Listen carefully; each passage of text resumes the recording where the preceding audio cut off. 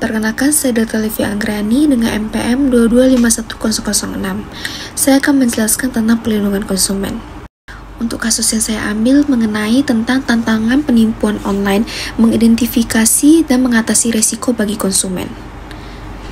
Pentingnya perlindungan konsumen di era digital. Di era digital saat ini, kemajuan teknologi telah mengubah cara kita berinteraksi, berbelanja, dan mengakses informasi.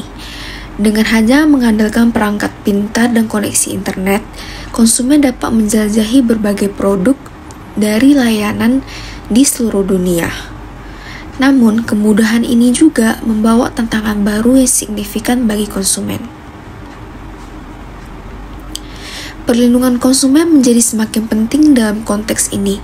Konsumen berharap dengan resiko seperti penipuan online, pelanggaran privasi, dan praktik bisnis yang tidak etis, banyaknya platform e-commerce yang muncul yang membuat sulit bagi konsumen untuk menentukan mana yang terpercaya dan mana yang tidak. Penjelasan tentang hak-hak konsumen. Hak untuk mendapatkan informasi yang jelas. Konsumen berhak memiliki informasi yang akurat dan lengkap tentang produk dan juga layanan yang mereka beli, termasuk harga, spesifikasi, dan syarat penggunaan. Informasi ini harus disampaikan secara transparan agar konsumen dapat membuat keputusan yang tepat. Yang kedua, hak untuk memilih. Konsumen memiliki hak untuk memilih produk atau layanan sesuai dengan kebutuhan dan preferensi tanpa adanya tekanan maupun paksaan. Mereka juga berhak untuk membandingkan berbagai pilihan yang ada dari sebelum membuat keputusan. Yang ketiga, hak untuk dilindungi dari praktik yang merugikan. Konsumen berhak dilindungi dari penipuan, pemasaran yang menyesatkan, dan praktik bisnis yang tidak adil. Ini mencakup perlindungan terhadap iklan yang tidak benar atau produk tidak sesuai dengan klaim yang dibuat.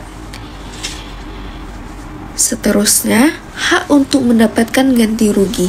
Jika produk ataupun layanan yang diterima tidak sesuai dengan yang dijanjikan, konsumen berhak untuk mendapatkan kompensasi, termasuk pengembalian uang dan penggantian barang. Tantangan yang dihadapi konsumen di era digital, penipuan dan kejahatan cyber. Penipuan online termasuk penipuan kartu kredit, penjualan barang palsu, semakin marak. Banyak konsumen tidak menyadari bahwa mereka telah menjadi korban hingga terlambat, sehingga kehilangan uang atau data pribadi.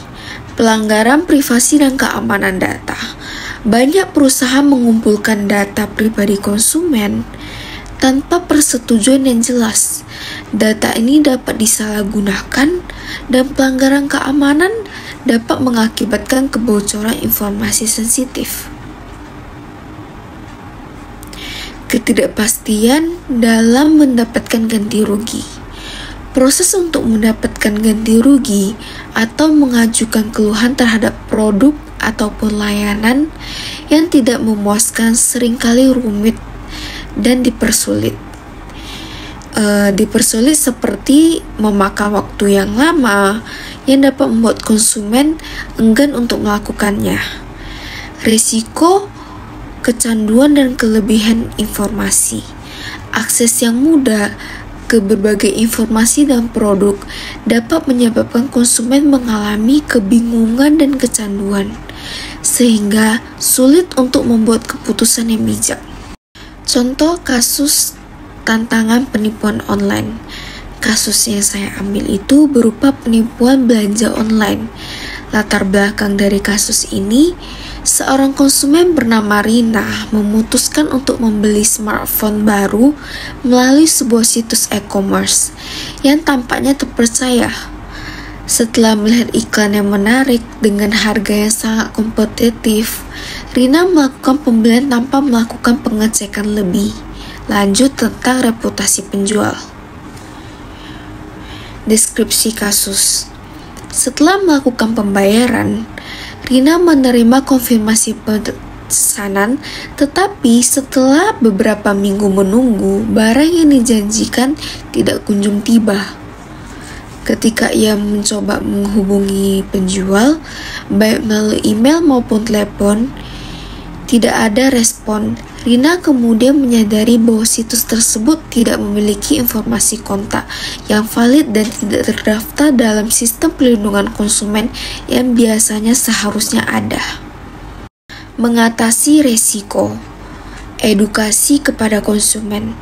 Penting bagi konsumen seperti Rina untuk memahami bagaimana melakukan pengecekan terhadap reputasi penjual, termasuk membaca ulasan dari pembeli lain, dan memeriksa apakah situs tersebut telah terdaftar di platform perlindungan konsumen. Penggunaan metode pembayaran yang aman. Menggunakan metode pembayaran aman seperti kartu kredit yang menawarkan perlindungan terhadap penipuan dapat membantu mengurangi risiko kehilangan uang. Pentingnya memeriksa kebijakan pengembalian. Konsumen harus memeriksa kebijakan pengembalian dan syarat dan ketentuan sebelum melakukan pembelian dan memastikan mereka memiliki jalan keluar jika barang yang diterima tidak sesuai. Laporkan penipuan. Jika konsumen mengalami penipuan, mereka harus segera melakukan laporan terhadap kasus tersebut ke pihak berwenang. Dan platform perlindungan konsumen untuk dapat membantu pencegahan agar kasus serupa tidak lagi terjadi di kemudian hari. Kesimpulan dari kasus ini adalah, kasus Rina adalah contoh nyata dari tantangan penipuan online yang dihadapi oleh banyak konsumen di era digital saat ini. Melalui edukasi, kewaspadaan, dan tindakan proaktif,